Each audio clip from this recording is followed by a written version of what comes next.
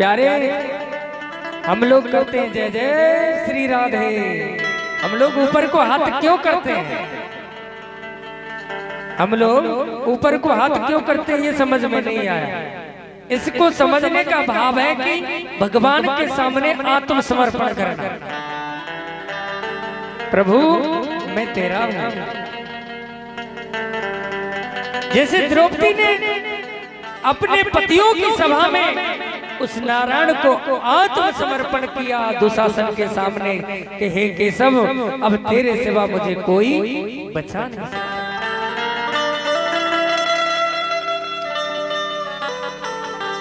भगवान कहता है अरे व्यक्ति, स्वयं राघवेंद्र सरकार कहते हैं वाल्मीकि रामायण में अगर कोई भक्त आकर के मुझसे कह दे कि प्रभु मैं तेरा हूं तो मैं उसको गले से जरूर लगाता हूं।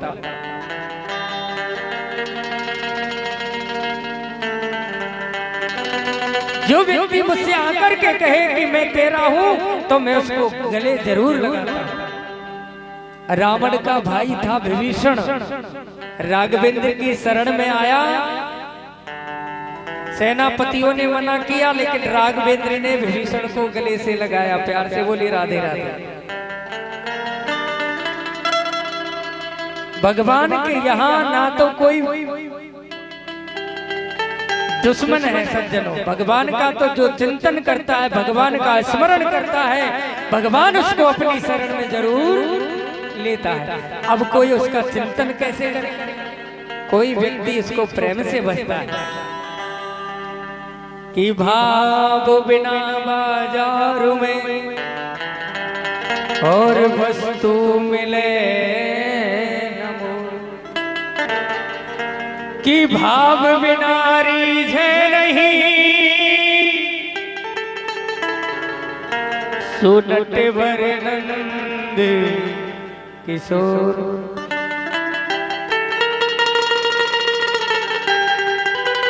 ज्यादा व्यक्ति भगवान को भाव से बचते हैं और जिसने भाव से भगवान को बचा भगवान उसको बचाने जरूर आए। देखो भगवान को भाव से भी बच सकते हो, क्रोध से भी बच सकते हो, बैर से भी बच सकते हो और चिंता से भी बच सकते हो। जैसे कंस ने चिंता से चिंतन किया कृष्ण का कि जित देखो तित कृष्ण ही कृष्ण नजर आए, तो कृष्ण ने कंस का उद्धार किया। शिशुपाल ने बैर भाव से भजा कृष्ण को कि नित्य भगवान को गाली देता, तो भगवान ने उसका उद्धार किया। हिरण्याकश्यपु ने बैर से भजा, बैर रखा उस नारायण से, तो भगवान ने उसका भी उद्धार किया। भगवान तो केवल देखते हैं कि कोई चाहे मेरा कैसा भी चिंतन करे, कि काम करते रहो नाम रटते रहो। भगवान का घर में काम करते रहो और चिंतन करते रहो। मुरली वाले को मन से रिझाते चलो, कृष्ण गोविंद गोपाल गाते चलो, कृष्ण गोविंद गोपाल गाते चलो। उस कृष्ण को निरंतर भजना मत भूलना प्यारे। सिवा भगवान के चिंतन, भगवान के नाम लेने के अलावा कोई दूसरा उपाय पृथ्वी पर है नहीं। रामचरितमानस में बाबा स्पष्ट कहते हैं कि कलियुग के बल हरि गुण गाहा, सुमर सुमर भव उतरे उठा, सुमर भव उतरे उठा। श्री राम जय राम जय जय राम, श्री राम जय राम जय जय राम।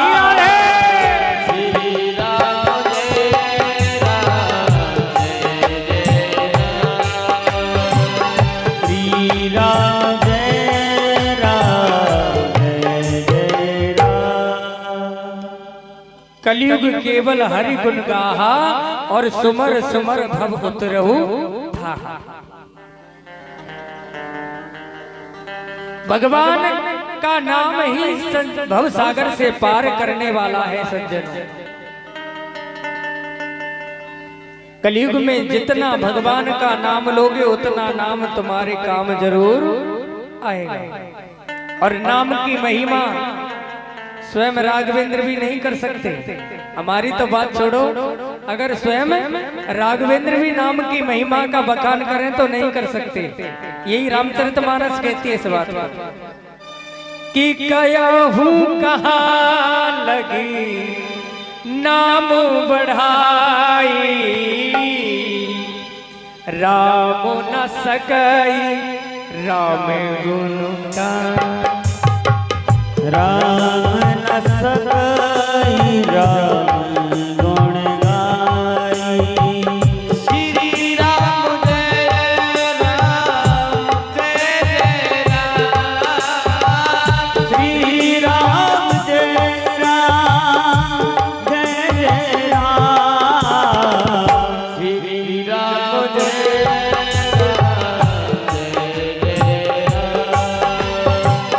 श्री राम जय राम जय जय राम।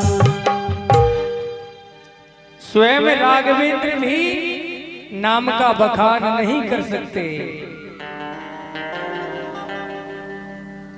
जिस समय श्वेतवंद रामेश्वर पर नल नील राव और माल लिख करके पत्थर को तैरा रहे थे,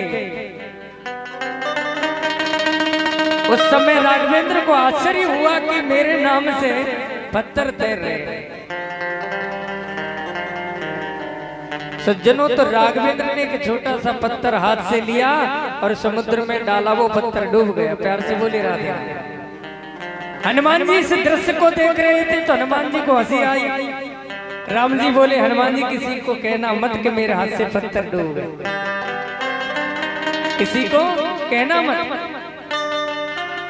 बोले महाराज मैं क्यों कहूंगा, लेकिन प्रभु एक बात आपसे पूछना चाहूंगा कि अगर किसी कोई व्यक्ति डूब रहा हो, मरने को जा रहा हो, आप उसको बचाएं तो वो डूब नहीं सकता। और डूब किसी को आपने पकड़ करके छोड़ दिया, उसको कोई बचा नहीं सकता।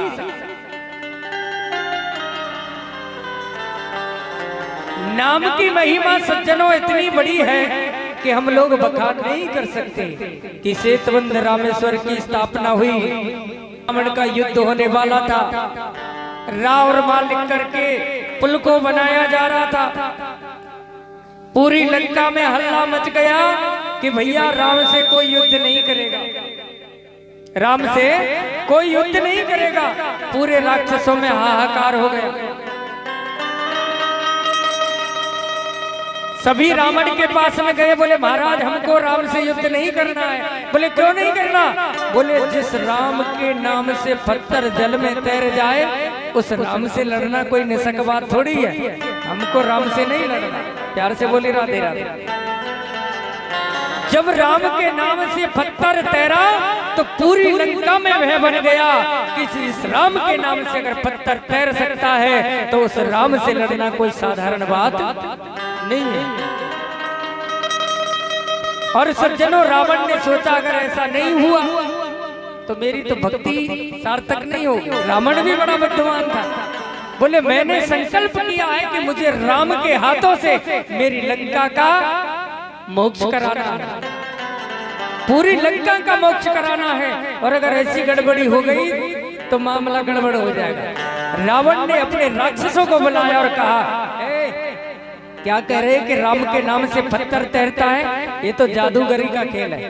रावण ने कहा कि भैया ये तो जादूगरी का खेल है, इस खेल को तो हम भी खेल सकते हैं। अरे हमारे नाम से भी पत्थर जल में तैर सकता है। राक्षस बोले महाराज ऐसे नहीं मानेंगे, पहले तैरा के दिखाओ।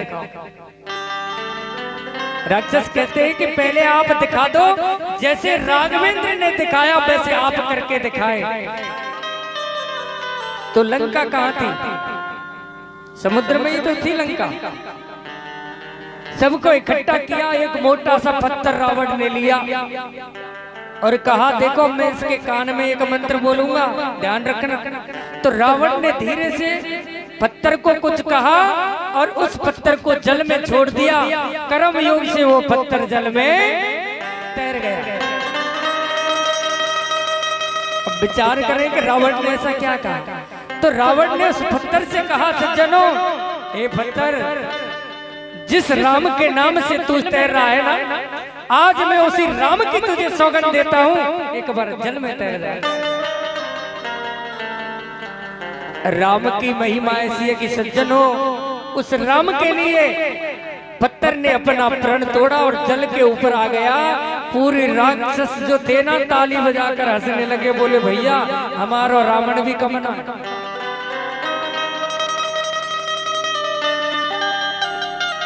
तो राम की जो महिमा है, राम की महिमा को मैं आपको नहीं बखान सकता, क्योंकि राम की कथा रामचरितमानस कहती है कि हरि अनंत हरि कथा अनंता, कयहि सुनई बहुविधि सब संता। सुनई बहु विधि सब संता।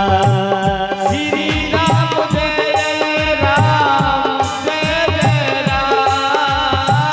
श्री राम जय राम जय जय राम। श्री बोलिए बोलो श्री राम जय राम जय राम।